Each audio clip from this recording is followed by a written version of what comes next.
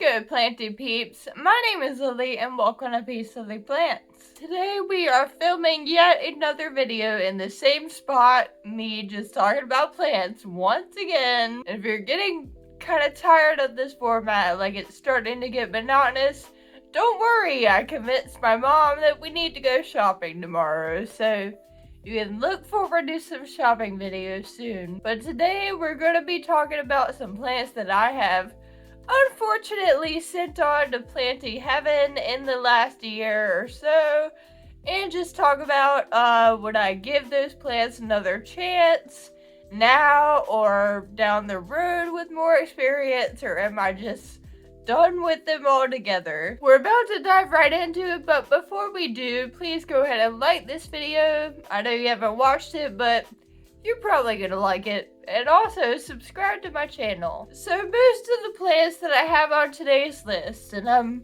looking to the side here at a list I have written out, most of them are notorious for being finicky, hard to keep alive, which is kind of reassuring. Like, I'm not just a horrible plant parent. Other people struggle with these too. But there is one that is supposed to be an impossible to kill plant. So let's just start with that one. And that is the Twisted Sister snake plant. And by the way, I'm going to be throwing up pictures on this side. And if I happen to have a picture, like on my Instagram, of the specimen that I had, I'll throw it up, but if not, it'll just have to be one from the internet. So I'm really not sure what happened with this plant. I will say that with that Twisted Sister snake plant, and if you watched a really recent video I did about plants that I'm struggling with, that I'm tired of right now, I'm having an issue with my braided snake plant too. With both of those plants, I was keeping them in a southern facing window, like literally sitting on the windowsill, getting the most possible sunlight a plant could probably get when it's indoors, and I thought that was fine. I thought snake plants can handle anything really, but I don't know, maybe it was too much, because the braided snake plant, if you watched that video, you already know that it's really dry and I'm not really able to get it to bounce back yet. And kind of the same thing happened with the Twisted Sister snake plant, just randomly got bone dry, and then when I would water it, it wouldn't bounce back, and it just started to get root rot and die from being so dry and yet unable to absorb the water that I was giving it. So it's hard to say what happened there, because again, theoretically, snake plants can handle any amount of sun, be it extreme sunlight, whether it be shoved in a dark corner. Snake plants are supposed to be the plant that can handle anything, that will never die. But apparently I proved that wrong. And I might be about to prove that wrong again with the braided snake plant, but this time I'm filming this video before that video goes up. I'm hoping that you guys are gonna give me some advice in the comment section. But if I don't get any advice on that particular one, then I think I'm just gonna take it out of the pot and stick it in water as like a last ditch effort to see if it'll come back. Let's just move on to all the other plants that are actually known for being difficult. So of course we gotta start out with some begonias, because why not? It's begonias. In the last year, I killed 2 or 3 different Rex begonias. They were so cute, but you know how it goes. They're okay for a while, and then, like, I don't know, they start to decline, and a week later, bam, they're done with life. Yeah, that was unfortunate, but probably expected. And then, a cane begonia. Cane begonias are a little bit easier than Rex begonias, and I do have one cane begonia. Not sure if you can see it, but it's an angel wing cane begonia. Actually, when I was looking at my Instagram this morning to remember plants that I've killed in the last year or so, I noticed that I've actually had that one for almost a year. So good on me. I have not moved it in I have not changed its care. So one thing I figured out with begonias is do not attempt to fix what isn't broken. If it's happy, don't move it. Don't change the watering. Don't change the soil. Don't change the pot. Nothing. Just be thankful that you have the blessing of a begonia that has stayed alive. But anyway, back to the point. I had a Stromathy begonia, which is really similar to the angel wing, but dark leaves.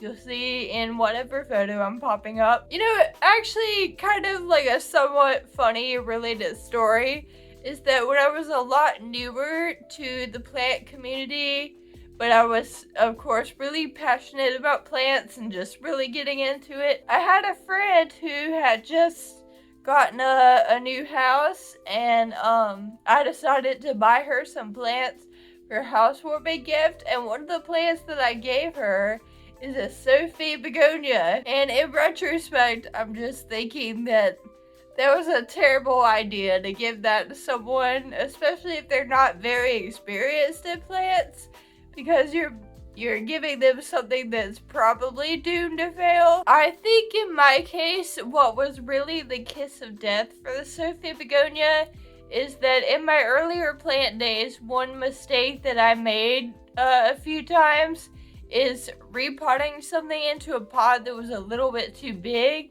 Sometimes it was ignorance, sometimes it was impatience, like, this pot isn't really the ideal size, but I just really want to get it into a cute pot, so I'm gonna make it work anyway. Begonias and really a lot of plants have taught me that my impatience will not be rewarded. So I should have been patient and put it in a pot that would be the ideal size, but I wasn't, and put it in a pot that was too big, and sure enough, it kicked the bucket. I completely forgot to say with the Twisted Sister snake plant if I would give it another chance. 100% yes, because snake plants are awesome. Theoretically, they're supposed to be really hard to kill. So I think if I give it another chance, just probability-wise, I would have a good chance of keeping it alive. With the begonias, would I give them another chance? Well, I would give this Stromathy another chance for sure, because I've succeeded with the angel wing, and I think this time around, if I didn't do anything stupid and just took care of it the same way I do with my angel wing, then it would go well, and it really is a lovely, beautiful plant, so would definitely give that one another chance. Rex begonias, maybe I'm a glutton for punishment, but I would totally give Rex begonias another chance, even knowing that they're probably gonna break my heart.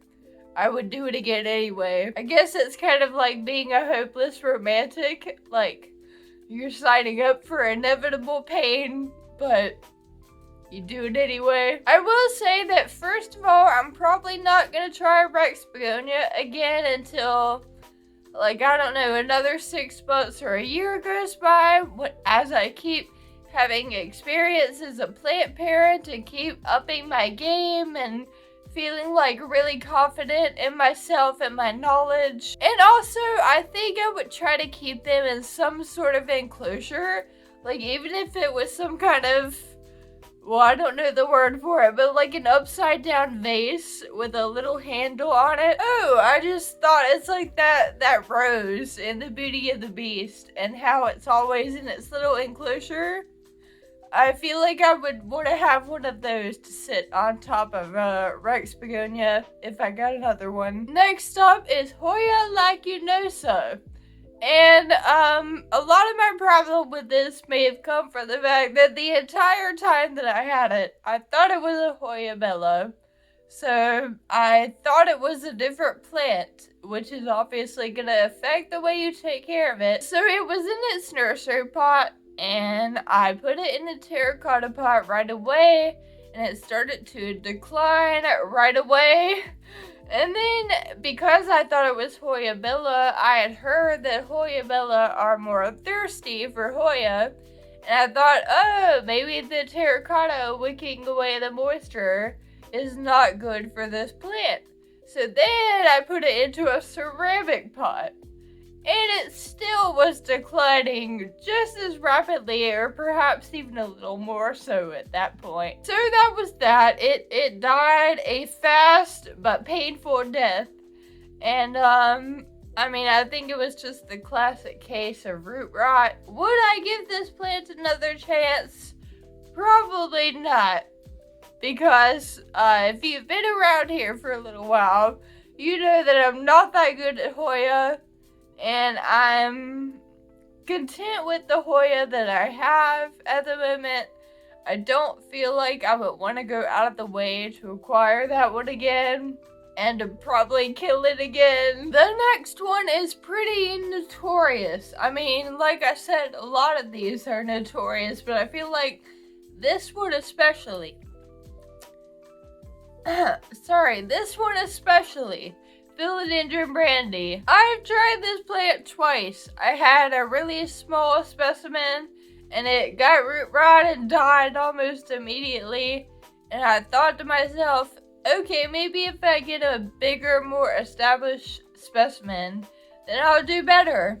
And that one also declined rapidly, got root rot, and died almost immediately. I have heard from multiple YouTubers and just people on plant social media that Philodendron Brandi is really, really difficult, so I don't feel bad that I killed mine so fast. But you know, with them having that reputation, I'm just gonna go ahead and say that I would not give that plant another chance. You know, with the silver variegation, of course, it's absolutely beautiful.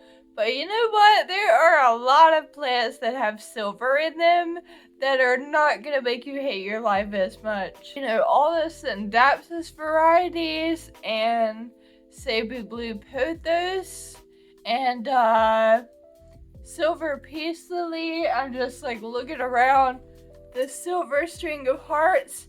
The silver is not really that novel. So I'm not gonna go out of the way to get a plant that is probably not gonna reward me, probably gonna make me sad and break my heart, just for some trait that I could get from a lot of other plants that are gonna do a lot better. I feel like I keep clapping in this video for some reason. Oh boy, so next up we have Tradescandia Sabrina, and I think Tradescandia Lavender. It's like a very light pink, bluish variegation. My experience with Tradescandia has been so hit or miss. I have a cream and green one that just does absolutely amazing. And I did have good luck with both the lavender and the Sabrina for a long time. But it's hard to explain. It's like the plant is so brittle and the roots are so thin that it's just so easy to, I don't know, overwater it and break pieces of it off. And next thing you know, if you've broken a bunch of it off and if you've overwatered it, it's just turning into like a dying small pile of mush. I did take some cuttings from the Sabrina before it died, and I'm rooting them up, and at least I will say of Tradescandia, they root up in water very, very easily and quickly.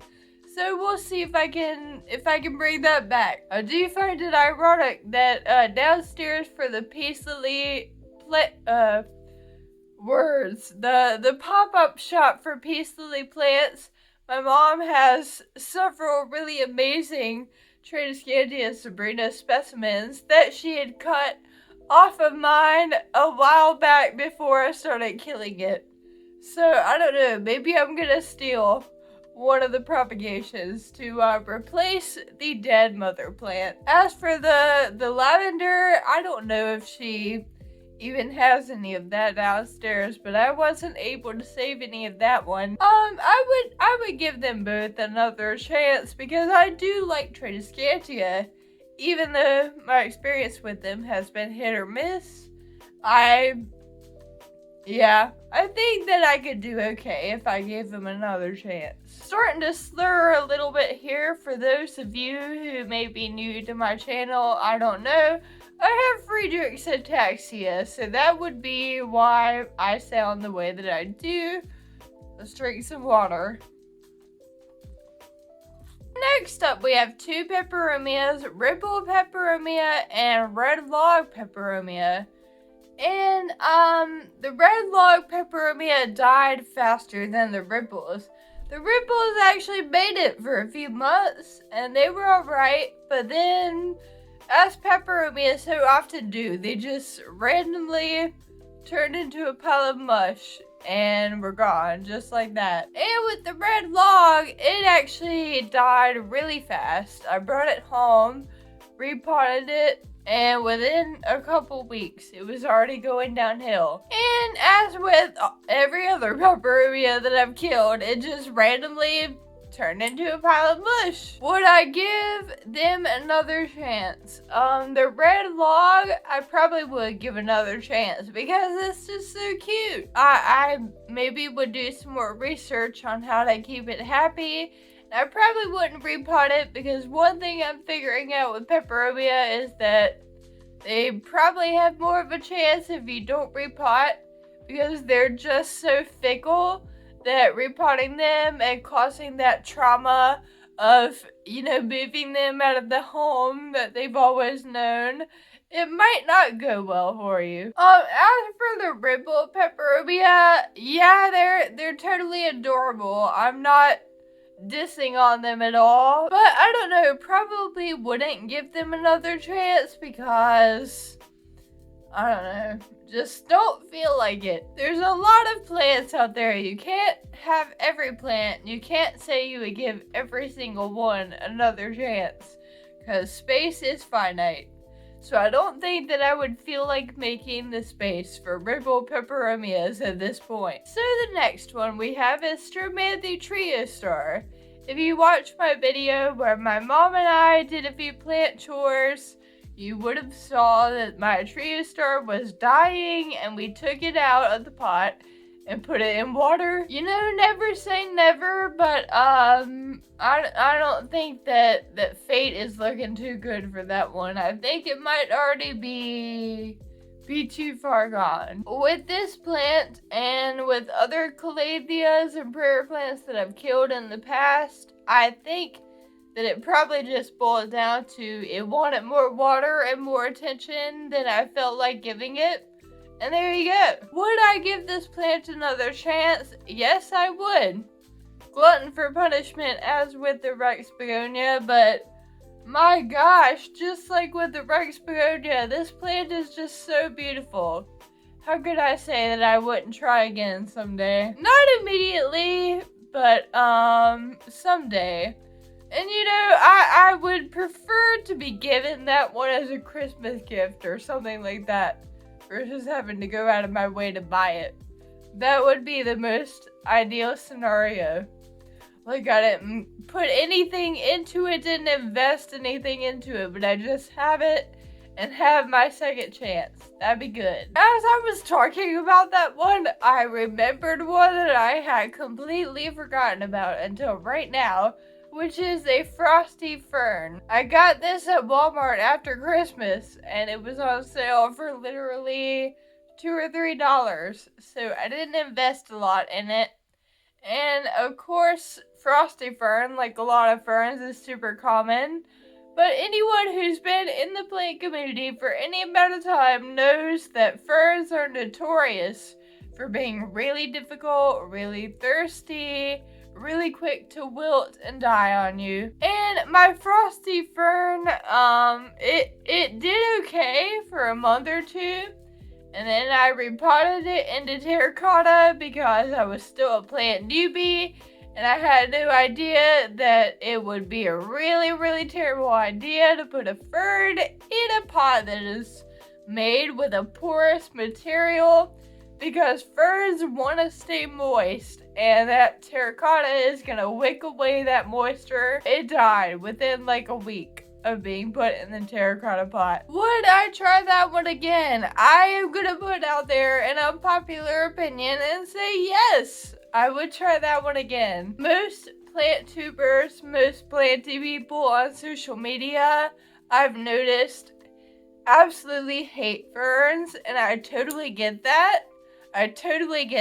But that one in particular and a couple other specific ones are really, really cute. So I'm thinking to myself, maybe in the right scenario, like in a self-watering pot, or maybe if it was in a location, I'm thinking of Nick Pileggi's advice here.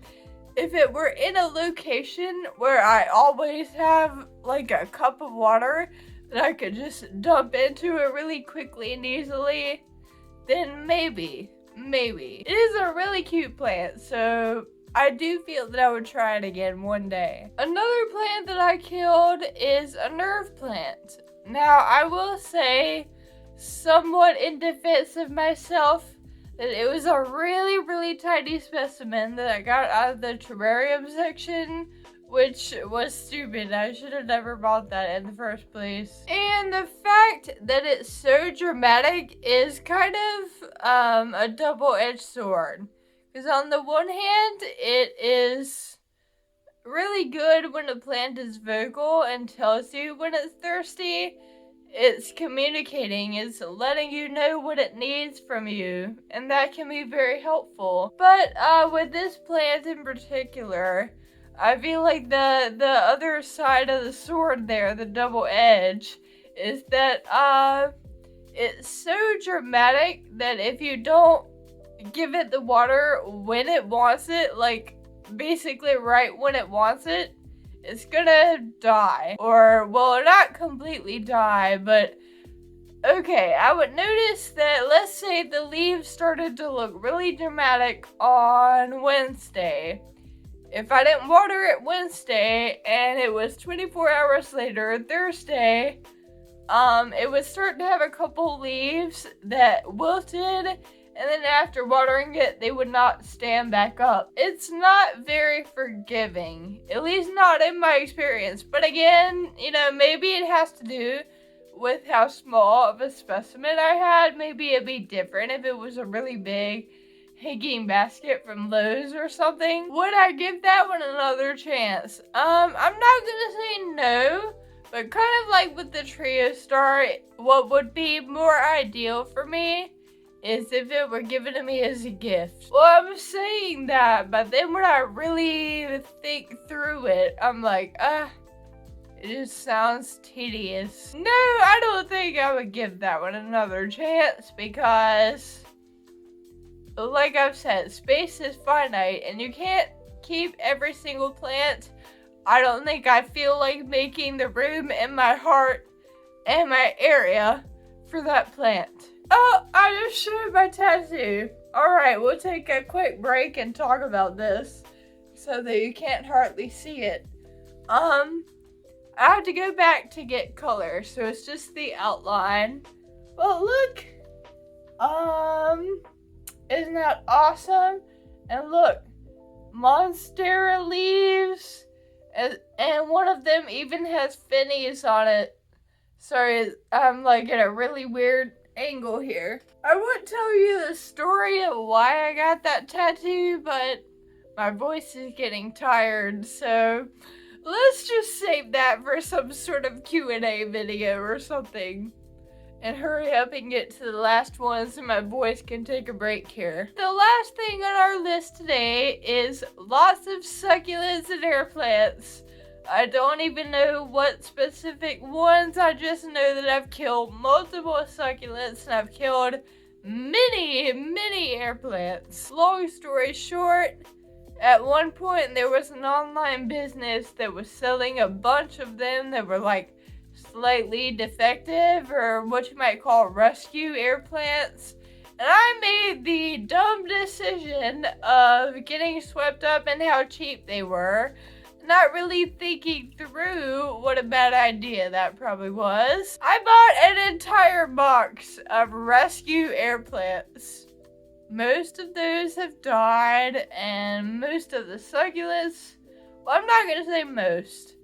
I'm gonna say about half of the succulents that I've bought in the last year or so are still alive, and about half of them are dead. Would I give those things another chance? Yes, I will give succulents more chances because they're cheap, they're adorable. That's good enough reasoning for me. With the air plants, I'm gonna go ahead and say no. What I'm discovering about myself, a planty personality flaw, if you will, is that I'm just too lazy to take care of air plants. I'm too lazy to go soak them in water.